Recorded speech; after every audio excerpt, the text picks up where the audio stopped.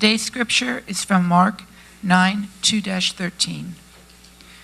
6 days later, Jesus took Peter, James, and John and brought them to the top of a very high mountain where they were alone.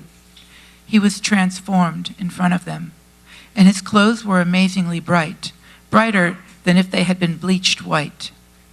Elijah and Moses appeared and were talking with Jesus. Peter reacted to all of this by saying to Jesus, "Rabbi, it is good that we are here. Let's make 3 shrines, one for you, one for Moses, and one for Elijah." He said this because he didn't know how to respond, for the 3 of them were terrified. Then a cloud overshadowed them, and a voice spoke from the cloud. "This is my son, whom I dearly love. Listen to him." Suddenly, looking around, they no longer saw anyone with them except Jesus. As they were coming down the mountain, he ordered them not to tell anyone what they had seen until after the human one had risen from the dead. So they kept it to themselves, wondering, "What is this rising from the dead?" They asked Jesus, "Why do the legal experts say that Elijah must come first?" He answered, "Elijah does come first to restore all things. Why was it written that the human one would suffer many things and be rejected? In fact, I tell you that Elijah has come, but they did to him whatever they wanted, just as it was written about him."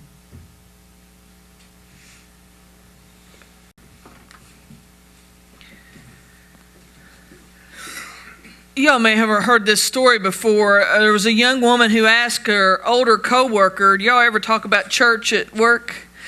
This younger woman asked her older co-worker, she said, "Why do you go to church every Sunday? And is there something that happens there that can't happen anywhere else? And why do you go every Sunday?"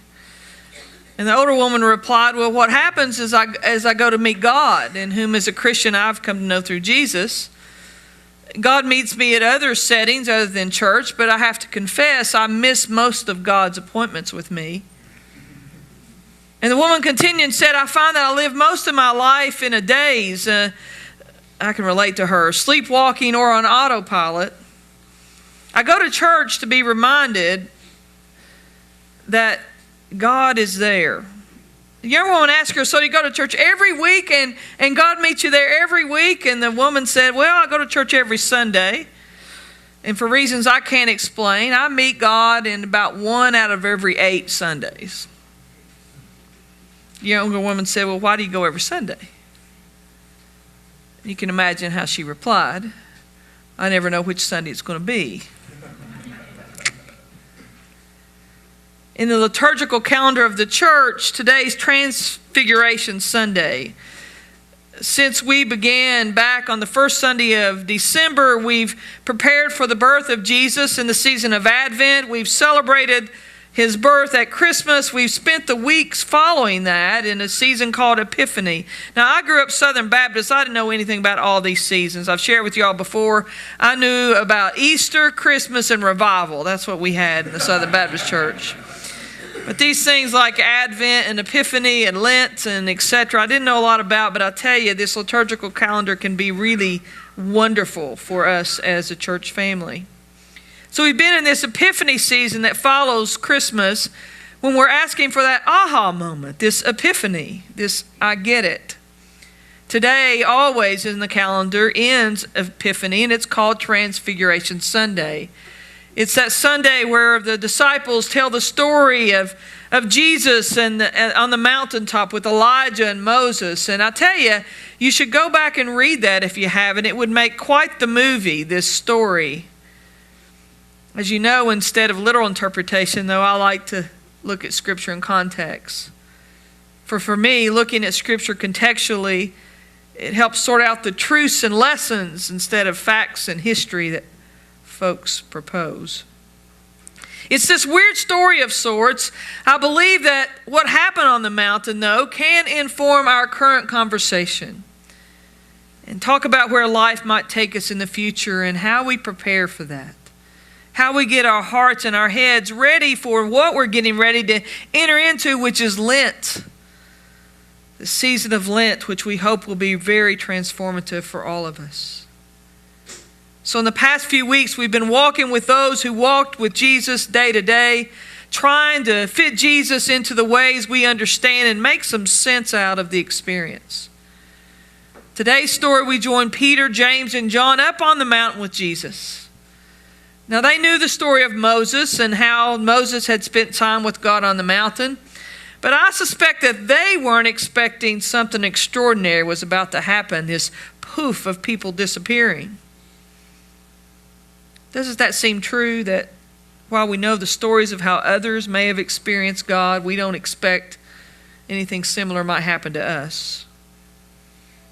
It's important to place what's about to happen in the context of Mark's version of the gospel. Seeing how Mark told the good story of Jesus, I love this stuff. Here's the details. In this story in Mark's gospel, Jesus heals a blind man before the mountaintop experience and heals a blind man after it. Oh, now that might seem like trite details, but to me, it's obvious that Mark is pointing out that when it comes to seeing who Jesus is, there's a lot of blindness getting in the way. And immediately before the mountaintop experience, Jesus asks his disciples, well, who do you say I am? And Peter says, you're the Messiah, the one that God's anointed to be our new king. You're going to restore us to prominence and prosperity. Peter's answer was right, but it was also wrong. For see, Peter is seen, but he's blind. Jesus goes on to explain what God's Messiah is going to mean. That he's going to suffer. He's going to be rejected by the religious establishment. He's going to die. Oh, but Peter says, no, you got it all wrong. You're the Messiah. Peter sets Jesus straight. No, Jesus, God's Messiah, will be immune to suffering and misery and will save us from that. And Jesus says to Peter, get behind me, Satan. For see, Jesus knew that for Jesus and those who follow, suffering is a reality that can't be avoided.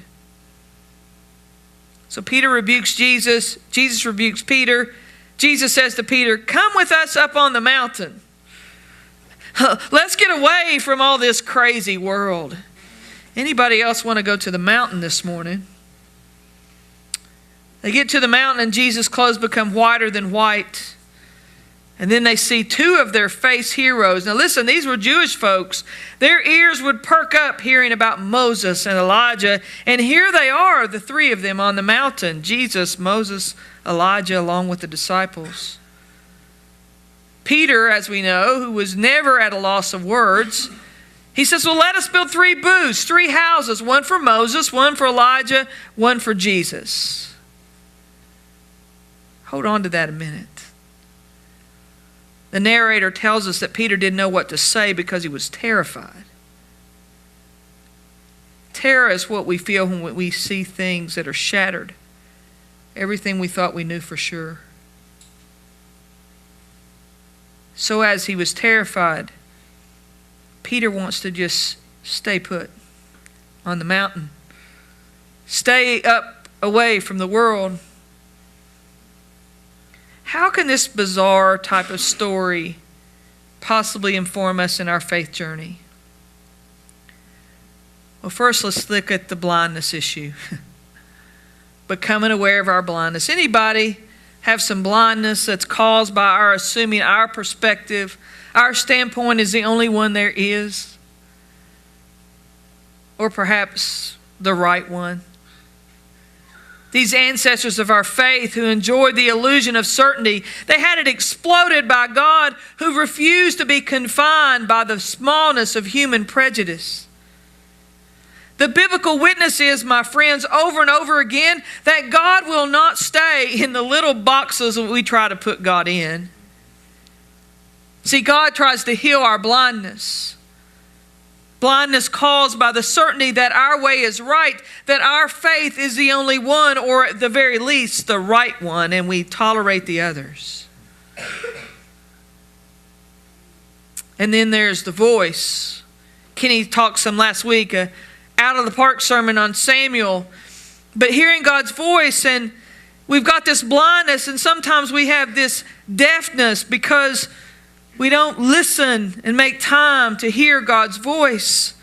But our faith journey is about that, friends. See, the disciples had been doing a whole lot of talking when they should have been doing a lot more listening. And not just listen to anyone or anything, but the voice. And yeah, it's sometimes hard to discern. But we don't have a shot to discern it if we don't make time to sit and just be. During Lent, we're going to make a special commitment to centering ourselves to listen, which includes, because this starts next Sunday, so pay attention here. It includes we will be entering our worship space in a quiet and meditative way each week. Something that's more difficult for people like me. Something that folks that have been yearning for that time of centering, I think, will find refreshing. Will we, in the season of Lent, provide times for God to speak to us? Those disciples were blind. They weren't listening, arguing instead with Jesus instead of listening, and they were terrified. Having witnessed this bizarre event, the disciples didn't know what to think, what to do. They were terrified. I think a lesson here might well be that living a life of faith is sometimes, maybe even often, about being terrified. It's about experiencing what shakes the foundation of our world to the point that it feels like our world is coming apart. And I'll be honest with you, I wrote this part of the sermon, as I sat in the hospital room with Peggy on the day that the doctors told her there's nothing more we can do. I was sitting at the desk at the hospital room at my computer, and it came out to me, this being terrified. It feels sometimes like we're dying. And in some cases we might be. Either literally or figuratively. Things we can't escape from, or people we love can't escape from. But friends, in this story, in our sacred stories, we hear that death is not to be feared. And we're promised that God's kingdom, God's reign is at hand, and that new life is on the other side of our deaths, whether those deaths are literally or figuratively, whether it's the death of a relationship, the death of a situation, the death of something, a dream that you had, there is new life possible. There's a lesson of wanting to be safe or in control. Oh, I would have been right there with Peter, getting the bricks to build the booths. Let's stay up on the mountain. Let's stay in this safe spot. He wanted to build it to house Moses, Elijah, and Jesus. Perhaps to keep them all to himself. Perhaps to hold on to that experience. He could stay far above the noise of life and complications of the real world. Stay away from that underground world where life isn't fair. Children go hungry, elderly get ignored, and gaps between those who have and have not continue to widen. I remember times when I've been on the mountaintop with God. Have you had any of those mountaintop experiences? Admittedly, those experiences haven't been near as often as the valleys and the challenges. And so I would have welcomed pitching a tent on the mountain to find a refuge from the world. And there's still some days I want to throw one around my shoulder and head to the mountain. I believe, though, the lessons we might learn from this story is God calls us to vacate the mountain. We go to the mountain. We go to God to draw ourselves close. And we ask for our biased blindness to be healed. We ask for our closed ears, which surround our stubborn heads, to be opened. We admit that life can be terrifying and seem chaotic and out of control. And so we need to be on the mountain with God, to sense God's presence that calls us out of comfort zones, while also embracing us with that blessed assurance of an unconditional love from our Creator. It is human and normal to yearn for mountaintop views and experiences. And yet what seems to be important in this story is that we not become spectators, but we leave the mountain changed. We leave an experience with God different than how we arrived. We may want to stay on the mountains and relish the connection or the good fortune, and let's stay on them long enough to get our wind, to get our foundation. But friends, we have a higher calling that's found in the valleys. It's that call to remain faithful.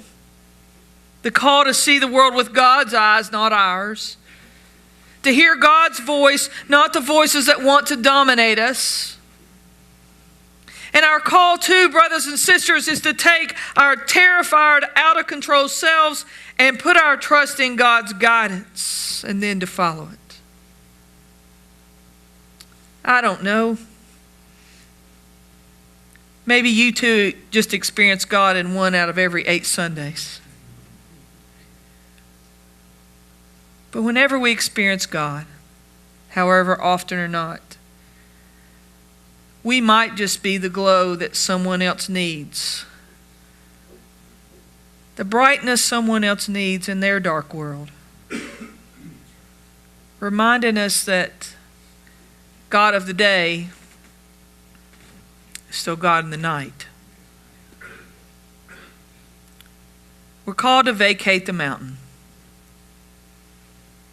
For here's the assurance for blind, deaf, terrified, out of control people. There is this assurance. Kenny, I used to sing a song back in that Baptist church. I think you know it too. Some of you all may know it. When I read this story of God on the mountain, I remember that same God that's on the mountain is God's in the valley.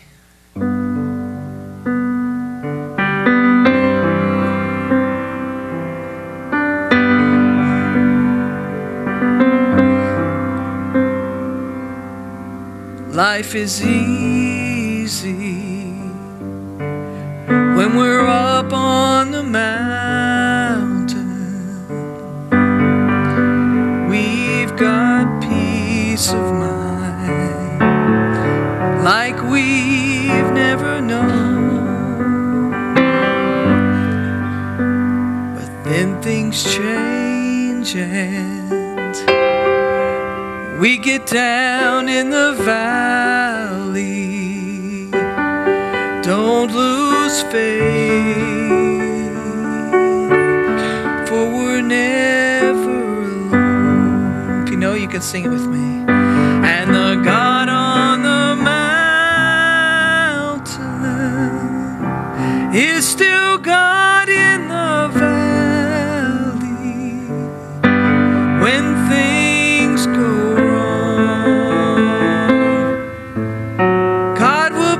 by our side, and the God of the good times is still God in the bad times.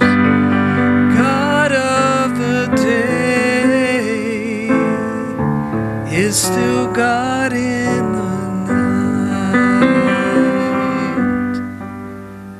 We talk of faith when we're up on the mountain.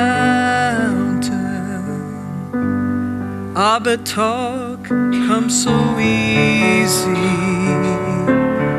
when life's at its best.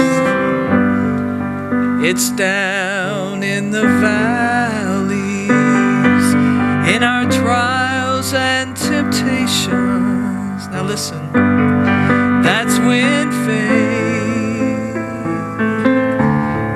is really put to the test.